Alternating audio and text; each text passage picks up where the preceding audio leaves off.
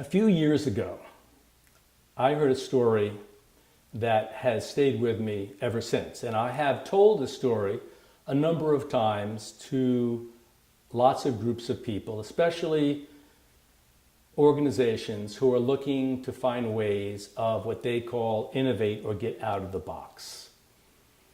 Why I tell the story is a simple truth.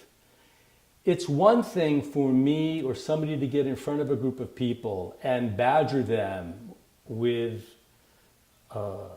memes and platitudes and encouragement to think differently and be creative and challenge the status quo. That's easy to do, but it doesn't work. It doesn't change behavior. But when people hear a story that is the embodiment of that principle that the platitude was approximating, people remember the story, and the story actually has a way of affecting their behavior. So here's the story. It's called the 18th Camel. Years ago in Egypt, there was a man named Hamid who was a camel merchant, but not just any camel merchant. This was the camel merchant of all camel merchants. He was the finest purveyor of camels in all the land, indeed that whole part of the world. When anyone thought camel, they thought of Hamid. One day, Hamid is out on a buying mission, traveling across the land, and he has a sudden heart attack, falls off his camel, and dies instantly.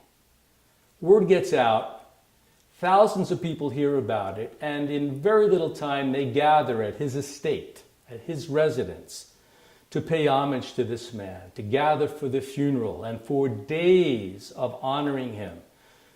Songs and prayers and celebrations and meditation to honor this bright and brilliant man who is no longer with us. Some say this funeral, or his funeral, is even more elegant and more profound than the funerals of the pharaohs from the past. That's how loved and beloved Hamid the camel merchant was.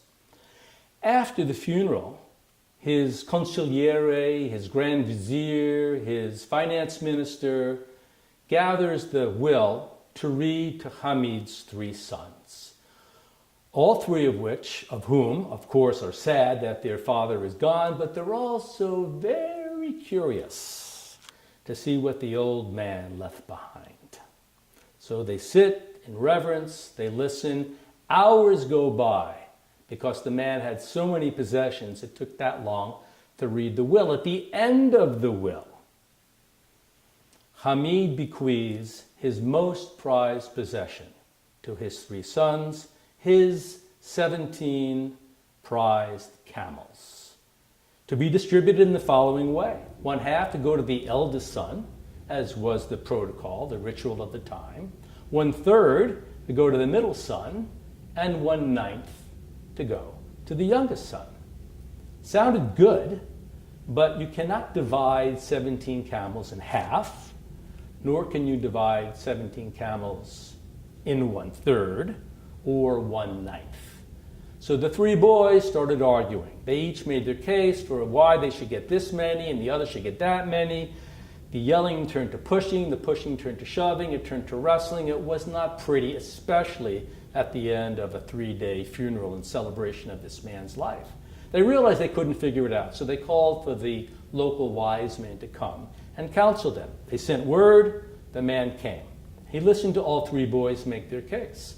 At the end of each boy making their case, the wise man said, "I understand the problem. I am going home. I will be back in 1 hour with my answer and the solution to this conundrum." The 3 boys are confused. He's a wise man, shouldn't he know? But he's asking for an hour and he will return. He leaves. The boys continue arguing, fighting, and wrestling. An hour passes. They look in the distance and they see in slow motion across the desert a man on a camel moving in their direction. It is the wise man.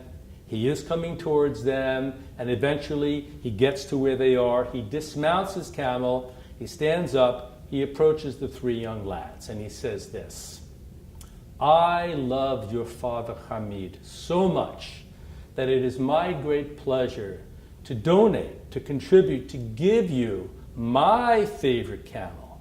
You now have 18 camels.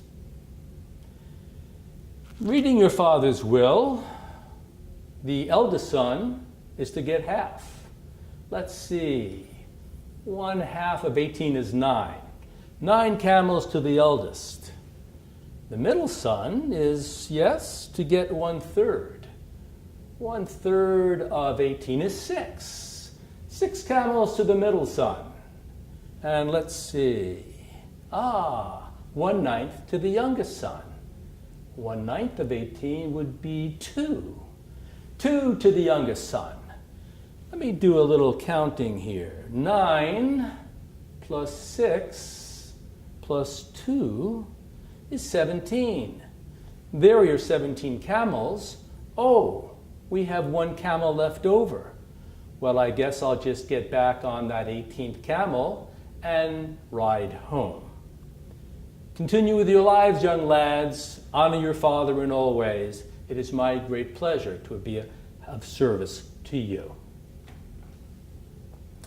So, the 18th camel, an example of an out-of-the-box, non-obvious, non-traditional solution to a seemingly intractable and impossible problem to solve.